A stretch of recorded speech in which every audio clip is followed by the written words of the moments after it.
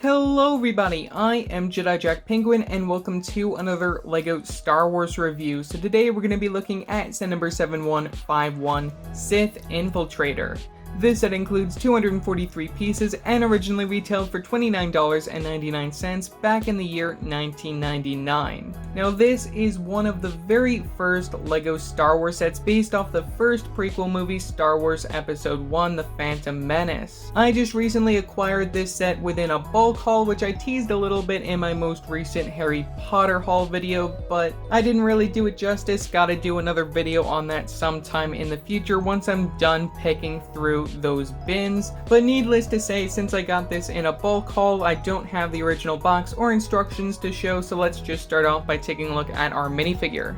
Looking at the one and only minifigure included in this set, we have Darth Maul.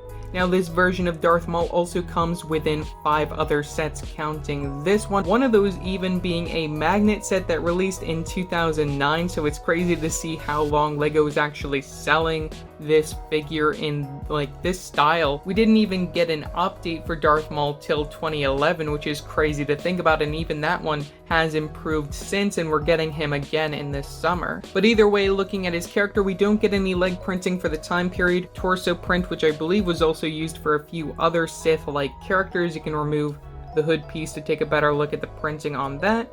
We get a cape for the under the neck accessory, printing for the front of the facial expression, which I think looks really nice for the time. Would have liked to see a little bit more yellow, but hey, it's fine for what it is. We get the hood right there in black, and you can spin them right around to see the back where we have the cape. No back printing because they just didn't do that back in the day. And then we get the lightsaber using that chrome hilt piece, really nice to see that in this set, and then the double blade for the lightsaber in red. So yeah, that's all that I have to say for our minifigure of Darth Maul.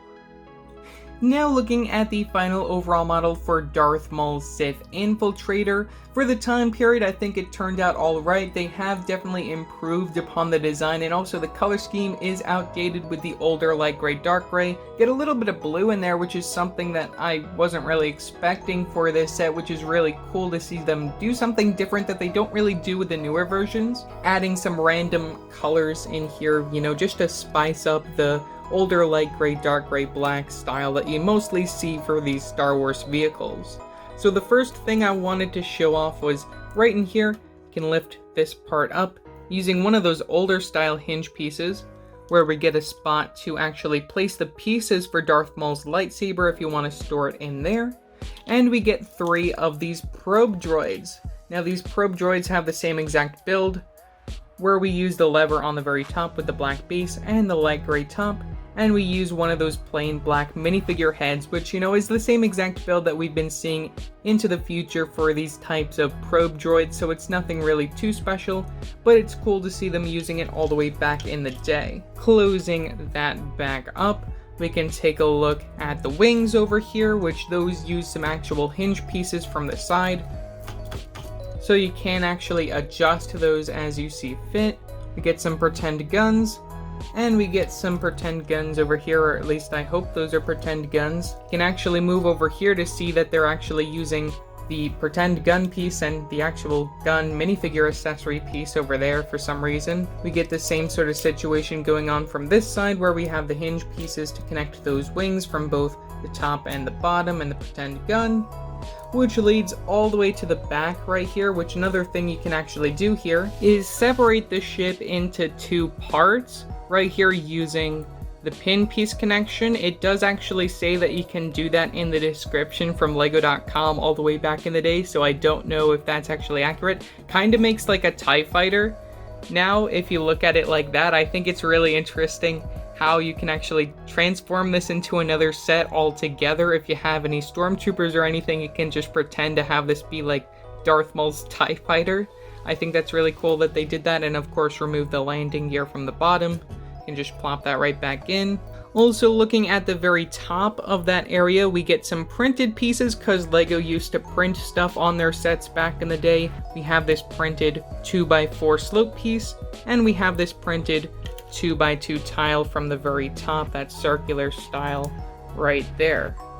Now moving back to the very back of the ship, you get this clip piece that you can actually lift up, And you get the hinge pieces down here. You can also see the print from the front of this, one of those like TIE fighter cockpits from the front. You can move this down, and you can easily slide out Darth Maul's speeder. Now when it comes to the build of Darth Maul's speeder, it is kind of similar to the one that we also got in the smallest set for the 1999 wave. You can sit your minifigure down on the studded area and put the hands on the handlebars. Nothing really too special going on, color scheme is kind of bland. Looking inside the cockpit of this vehicle, there isn't really anything going on, no control panels or anything. You can just plop your minifigure on this and plop them right into the vehicle as you see fit and close it up, and make sure that this piece goes down to lock it in place. Another thing that you get on this set, which you gotta be careful with when you actually flip this over because there is stuff loose in that top part, doesn't lock in place, is the landing gear. Now you can actually remove this if you want to swoosh this ship around, but I just thought I'd leave it in place just because it makes it easier for when you're actually standing the ship up.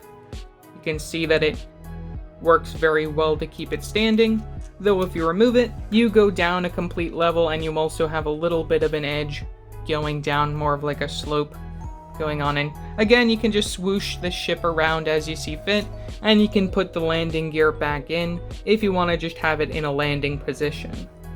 So overall, for $30 back in the day, you get Darth Maul in a pretty reasonably cheap set, though you could get him in a cheaper set at the time. You get some printed pieces on the vehicle, which is something that LEGO doesn't really do anymore. You have that blue mixed in with the Sith Infiltrator, which is another thing that we really haven't seen before. I guess that's probably from like the promo shots, because this set was probably developed way before the movie came out. And you even have somewhat of a 2-in-1 set going on, which I think is really interesting, where you can use the back as a TIE fighter. That's something that I didn't really ever see this set turning into, so I think that's another really cool thing that LEGO did back in the day. And in addition, that brings to mind the alternate builds, which is another thing that LEGO used to do, which I think is really amazing that they were able to do back in the day with these types of sets, just making creativity the main plot point and not have to drag in technology or any other thing like that. So yeah, that's pretty much all that I have to say for this video. Leave your thoughts down in the comment section below, what your thoughts are on this set.